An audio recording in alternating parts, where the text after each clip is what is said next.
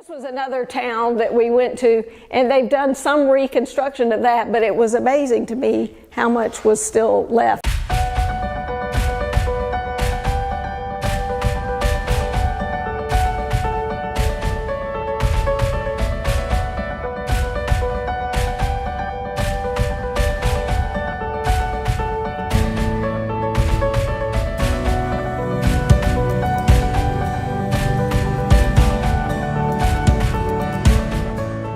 To get an idea of all this geography, because there's a lot of information, I wanted to give you a little bit of perspective of Israel.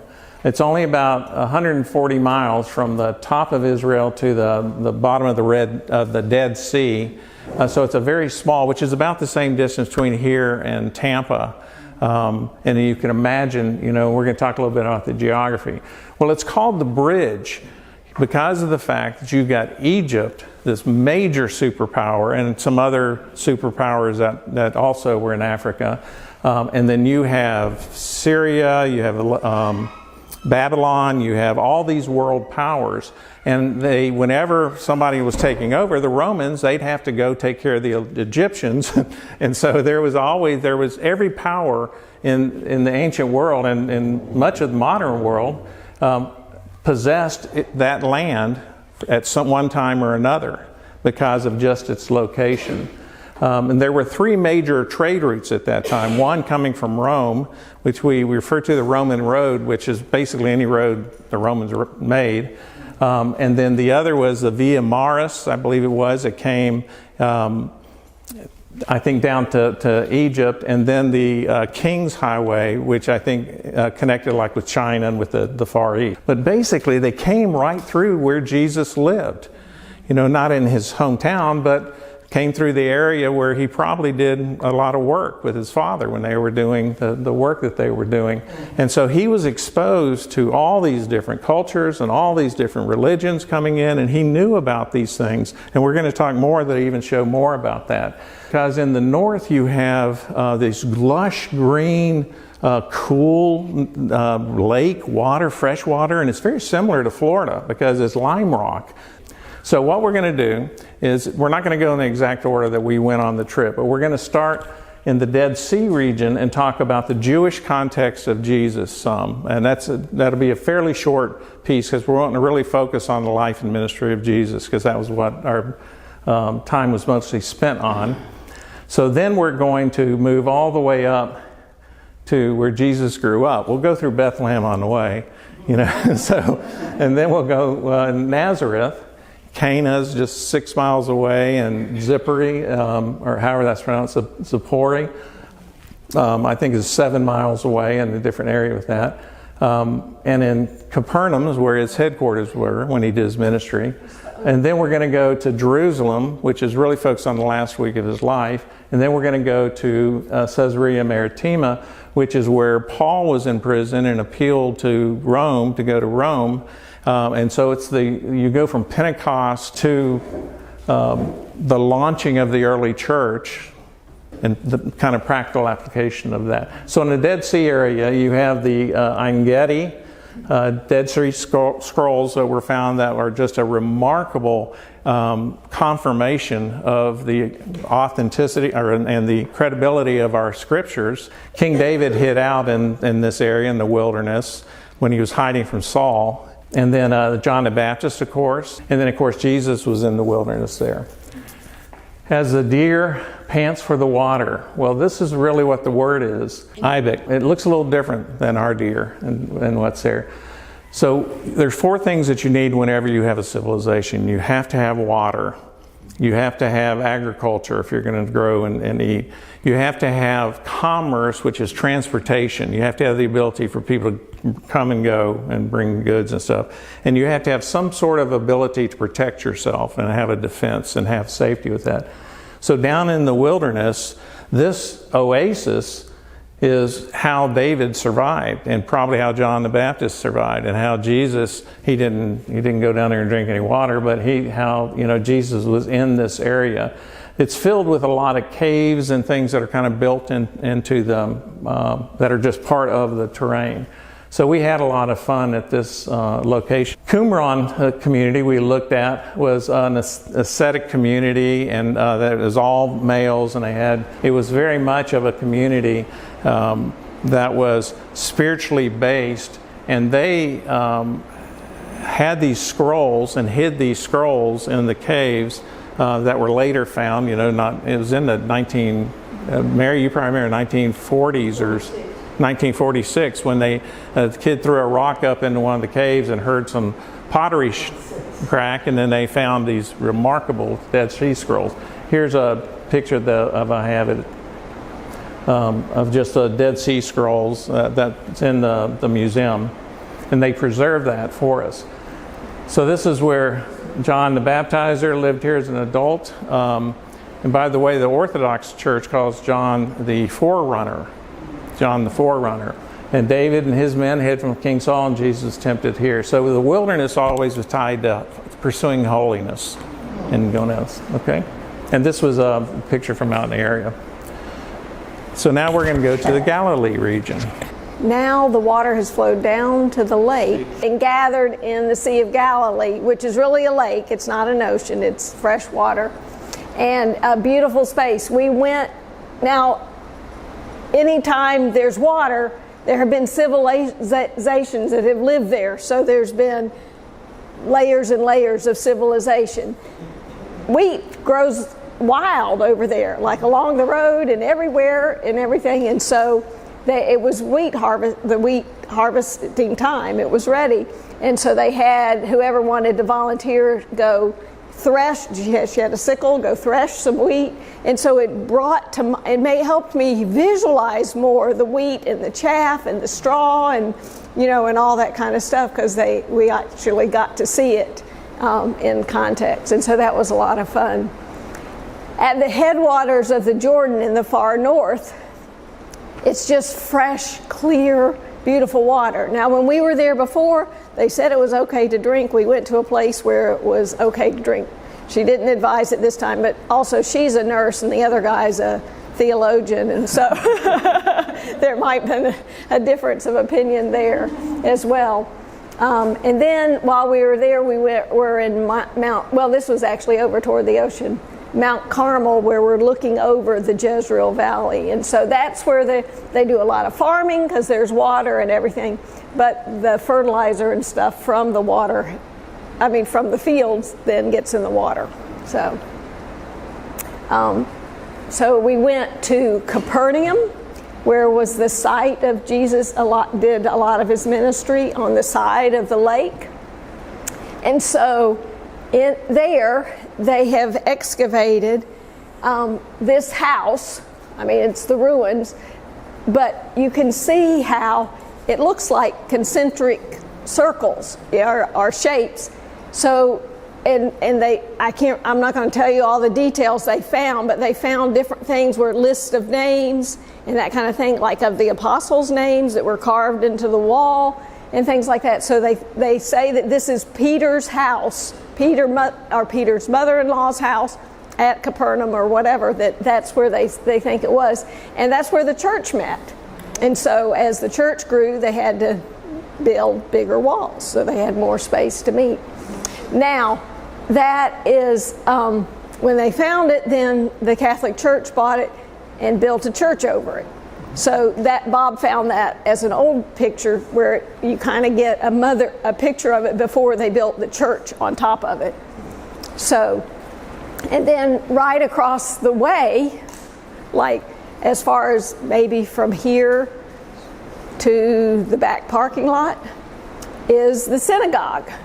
And the synagogue there, they have, you can see, and then go across the way and then to the synagogue. So it was within walking distance. So they built it in the 1st century, and then over time it collapsed. And so in the 4th century they built it again, but they built it on top of the same. They used the foundation that was already there, if it's still there. So you can see the line from the old 1st century temple and then the 4th century temple on top of it. So that was pretty cool. And this was another town that we went to, and they've done some reconstruction of that, but it was amazing to me how how much was still left. The way they do it, they'll make a line of the reconstruction line so you know where this was all the original, but then they use the rocks that have fallen down, and they just rebuild the structures on top of that. This town, it's called Sephoria, or with an S, Sephoria, Sephoria, are two different, towns have lots of different names in different languages and over time. So this is a town right outside of Nazareth, about 7 miles away. And I learned about it in my New Testament class right before we went over there, and then we went and visited it. Because they've done, Sephoria, they worked with the Roman government a little bit more than some towns. In the revolt, they did not join the revolt. So Rome liked them and gave them special privileges because they cooperated with them. So it was kind of a thriving town. A lot of building going on. They suspect that, there's no evidence that you could find of it, but they suspect that if Joseph and Jesus, as a young boy, were looking for work, they might have walked 7 miles to go work at Sephoria. And so that I learned about that in my class, and then we went there. So it was a thriving community. So this is a Roman road that they excavated there in Sephoria that runs from Sephoria up. It was pointed to Nazareth and then south down to Samaria.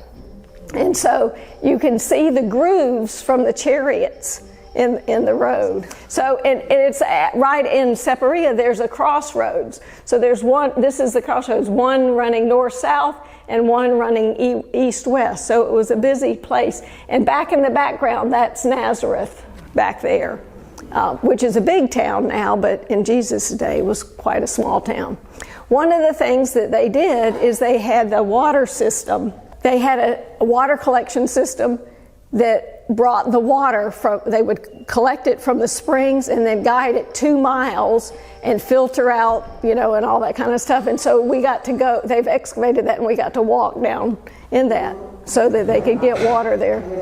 They had lots of mosaics in the floors there that they fixed up. And at first they thought this must have been a huge home or a public building with all these different mosaics. But now the current thinking is they think it was like the showroom. Like if you wanted to, like now you might have a salesman come and bring you a book that shows the different patterns of mosaics. Well, they didn't have that, so they just built this place, and so you could come here and look at all these different designs of mosaics and pick which one you wanted in your floor. So that's what they tend to think it really was. That Jesus was described as being a tekton. That's what I learned in my class. And that a tekton is someone who works with natural materials, which could be pottery, wood, tile, stone, mason, bricks, that kind of thing. And so in Israel, they don't have very many trees except olive trees. And they don't really build that much out of wood. They do build some things out of wood, tables and whatnot, but a lot of it's made out of stone. And so the thinking is Jesus was probably a stonemason too. He had those skills. He worked with his hands to make things out of the materials that are available. This is the sanctuary of Pan, and that's an author's rendition of what it might have looked like in its heyday way back in the Canaanite period or whatever. And then that's what it looks like today, the ruins that they've excavated. The reason that's so profound from me is when Michael was talking about the gates of hell, and Jesus there, I didn't realize how expansive and how pagan and how lost this area was, which was sort of descendant from Dan, the tribe of Dan, and how the faith had become so distorted.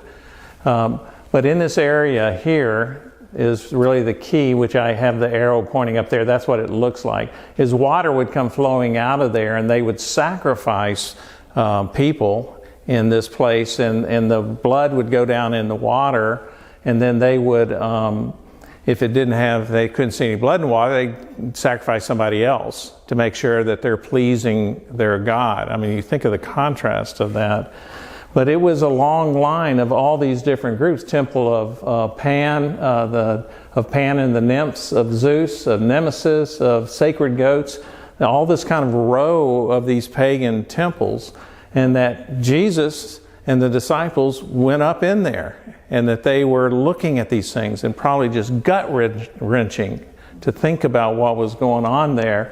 And this is where he's looking at this and he says, and the gates of hell will not stand against what you've said, Peter, in his proclamation. You are the Christ, the Son of the living God. And upon this rock I'm going to build my church.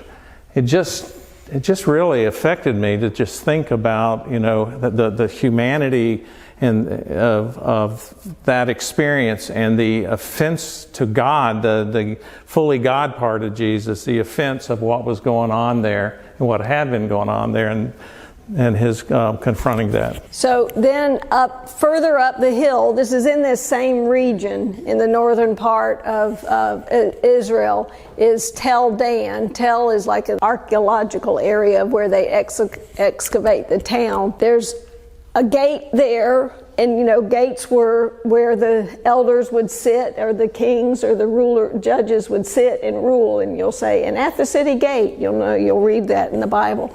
So this is one older gate that they excavated, and then there's another gate like that's a little farther on, not too far, like they expanded it or something when it was bigger. And then this seat, they think it comes from 2 Samuel's, where it says the king would take his seat at the gate. And so since that looked like a special separate place where the person throne of honor would be. would sit. When you first go to an area, if you look, or when you're doing excavations, the size of the rocks matter. Because probably when you're building first, you're going to use the biggest rocks. Mm-hmm. And you're in that kind of thing, you're going to have the biggest rocks at the bottom. And then they crumble and fall or whatever, and you still use them, but they're smaller because they're broken, and you square them up again and build them again. And so you can see these are pretty big. It's hard to tell, but these are pretty big rocks here, and these are a little bit smaller rocks. So expecting that this is the older gate when it was smaller, and then they expanded it out there. Then up at the very top, they had a Jewish temple and a pagan temple, and the mixing of the cultures, and that was did not please God. Then somewhere in between, where the gates of hell and this mount at the top of the city was the Abraham's gate, which is from they filled it in, they found it, and then they filled it in to support the arch and everything that are still there. And they estimated that it's from 1700 BC, from that era. Then we went to Magdala, Mary Magdalene, from the area where she was from. And this area is really focused on women and supporting women and the role that they play in Christian ministry growing. And so the Catholic Church, I think, bought this property and were building a resort. And then they found stuff, which is what you finally do when you start digging anywhere there, you're going to find stuff. So they uncovered this synagogue from the 1st century. And it's just amazing that things were still intact in the place. And one thing in particular, the tile work, you can see, and there were some tiles, I don't have a picture of them on here, they had some unusual rare colors, like yellow colors and peach color that was kind of unusual, that they would find that to be able to dye that color. And then that stone in the middle was real unique. They said that's the only one that they found, and it has different impressions on each of the 4 sides and then on the top. And they think that was where they would lay the scrolls to read, because on each side there's kind of a little notch like you might wear at wrist. at the Separita, there was a thing that they talked about. They refurbished the mosaic tiles in different ways. And sometimes when they're doing that, they leave them where they are. And so you see, the earth has changed over the centuries, but they leave it there and restored it. And then there was another place at Separita where they removed them carefully. Anyway, they removed them and then took them to a facility that was temperature controlled and all that kind of stuff, and preserved them there, and then stabilized them, I guess, on wood or something. And there were houses there and nicholas and all sorts of things. But it was a beautiful chapel inside there that had beautiful mosaics on the wall.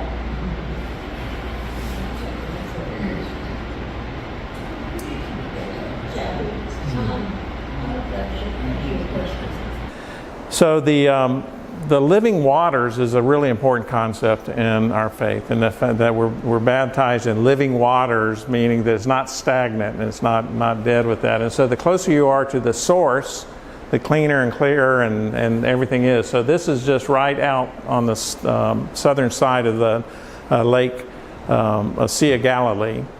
And so it's at the top of it, and as it goes farther and farther and farther south, it gets more and more fertilizer and pollutions. It gets smaller, and so this is actually the Jordan River right across there in that bottom right as well. There were a number of people that we reaffirmed their baptism. It wasn't a second baptism. And I kept messing up the words, but God knew that I was not that it's two expressions of the same baptism. Okay, it's one baptism. So then we went out on the lake, and that experience, and had the crew here. And in the back, you see Golan Heights and some of these other things that we're going to talk about in just a minute.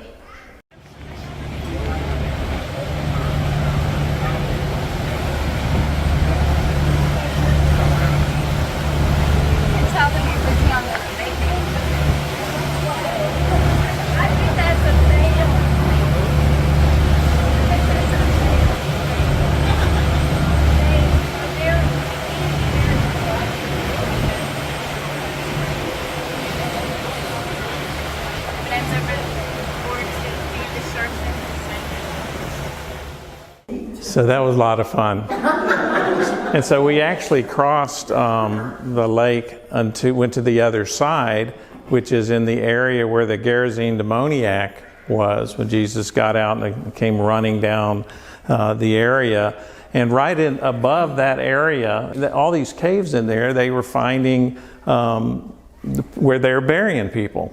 And their religion, they didn't bury them underground. They put them in there, and the animals and whatever, and would take them. And you remember that he was up among the tombs, and he came running down, screaming at Jesus with that.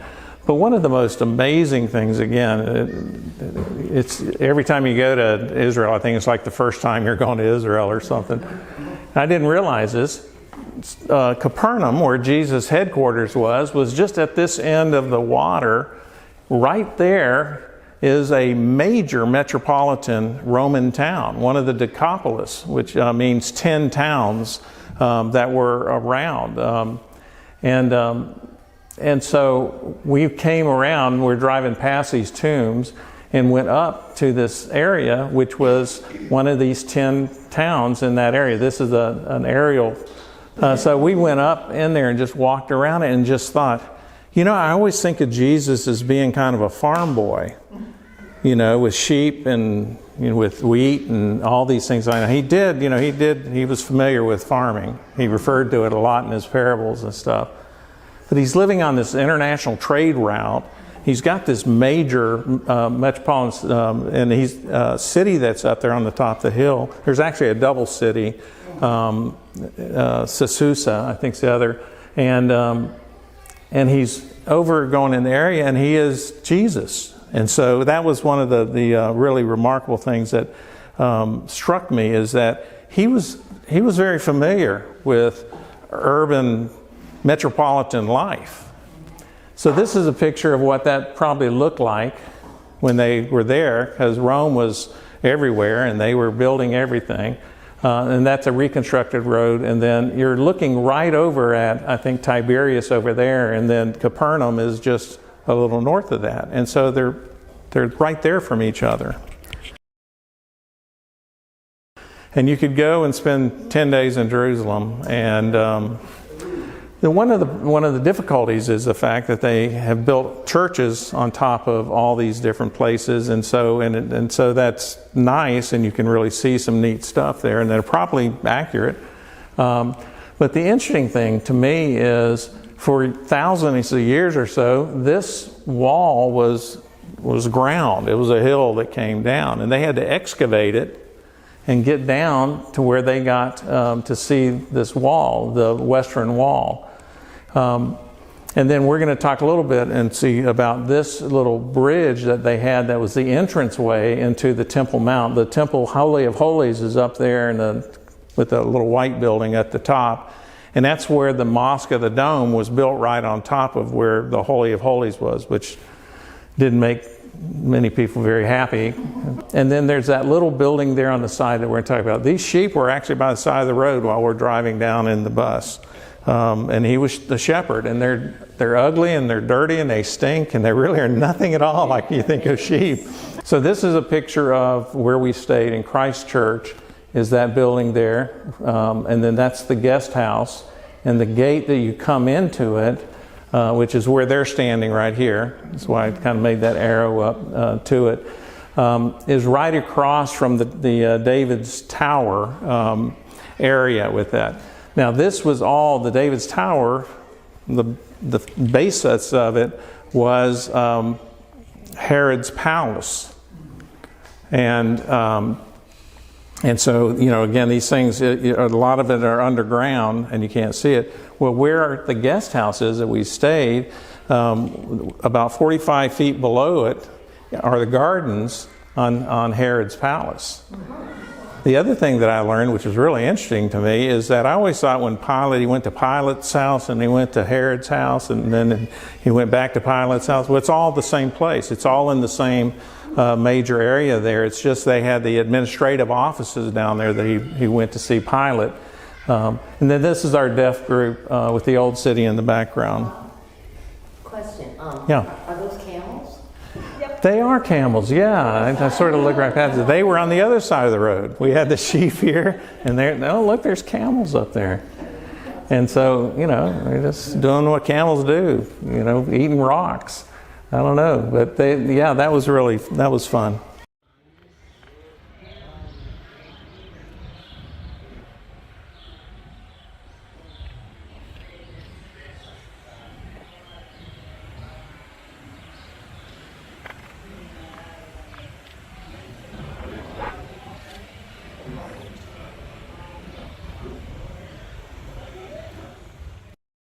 The property that this is near is the Catholic Church of St. Anne, A-N-N-E. In the scripture, this is right outside. This is primarily in a Palestinian area now of section of the old city. But that St. Anne's Church is there, and it's right inside what is called the Lion Gate. Like outside there's lions, but it was also called the sheep gate, like they might have brought the sheep in. And so if you read that story in the Bible, it says, and just inside the sheep gate, there was a pool that had 5 columns. And so you can see some of the columns, not columns, arches, 5 arches. And so you can see some of the arches. So I think a lot of this is fairly new, and they're still excavating, as you could see. So it was pretty fascinating to put those connections together. This is the Dome of the Rock that was built on top of where they think the Holies of Holies was, based on their excavations. And so that's all Muslim, and is a mosque, and you can't go inside it. But you can just see the tile work is amazing, but they won't, it's always either writing or geometric shapes or whatever. They don't want any kind of human figures or anything like that. You don't go inside the Dome of the Rock? No, you can't. No, but what were those people like? That's a little outside building. Oh, it's the wrong way. Did I go too far? That's a little building outside, this one. So we could go in that one, but then not in that. Yeah. So then there's the western wall, and they divide. The men pray on one side and the women pray on the other. And that is likely because so that women can feel free to pray and not be encumbered by, can feel freely pray. So it wasn't meant as a put down or whatever. But anyway, and you can tuck your prayers in there. But like you said, it was a deep. They had to excavate it to get down to it. So the temple was built on a mount, the Temple Mount, the mountain. Okay, and then there was another mountain over here, and that's where the town was. And so to get to the temple, you had to go down the valley and back up. Well, they decided at some point to build a bridge, because then we don't have to go all the way down the valley and all the way back up. We'll just build this bridge. And so this is a fairly new exhibit area that they've opened up when they excavated. So when they were finding it, they saw, oh, these are the arches. Oh, this is the bridge. The Great Bridge is what they call it. And then later they found this room, this building attached to it. They were like, well, what is this? Was this the well house or whatever? And whatever. So in all the excavation, you get down to, so I'm going to show you some pictures, but there's a section of the Western Wall that's highlighted there that is so it's a different section than what you're going to here. So there's a section down underneath that we went to that's also a section of the Western Wall. And so not as close, I think the other one is closer to the Holy of Holies, would be over here, closer to the Holy Holies, but still this is a section of the Western Wall that we got to see. So this picture, I tried to take a picture of, you can see the arch down here, and then up above the other arch. So we started up there and then came down. So you can see the double arches just like they had in the bridge. And then that building, from what they've done in the reconstruction, is they think somehow there was water that came in and flowed through, and they made these spouts, and it had come down to this pool and everything. And so it was really quite elaborate. And we have some pictures of that, but they're not on here. So that building is this little side building over here is what that looked like. And then this is just a big arched room that is one of these arches, the big arches. So anyway. And then on the southern steps, the southern side of the Temple Mount is where Pentecost happened.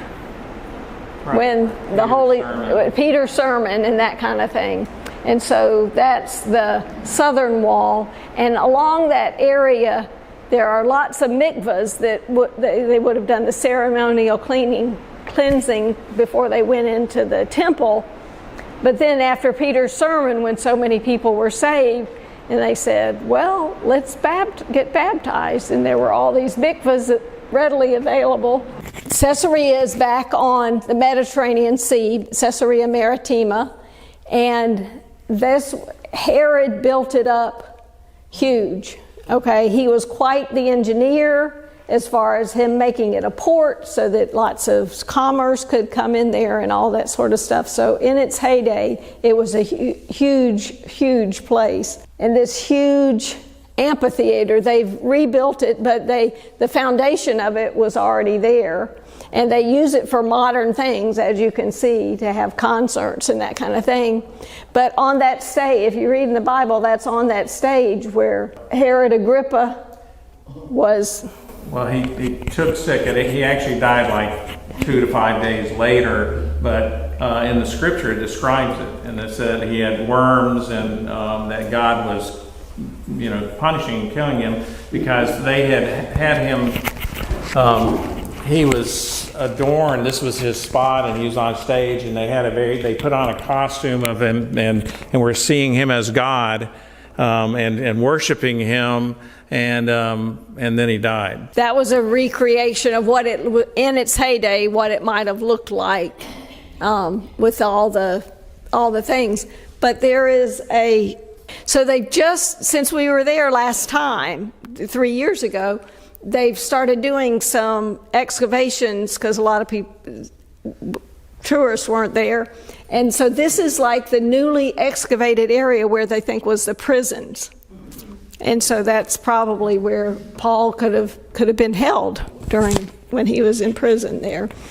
And so from Paul started his missionary journeys from Caesarea Maritima, but he also left from Caesarea Maritima as a prisoner and then went to Rome, where he died.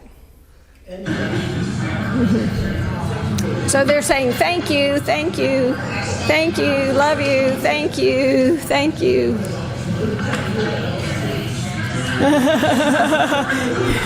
Thank you, thank you. Bye-bye, thank you. All right. So Kathy, what's this? That's I love you. Oh. I love you. I love you.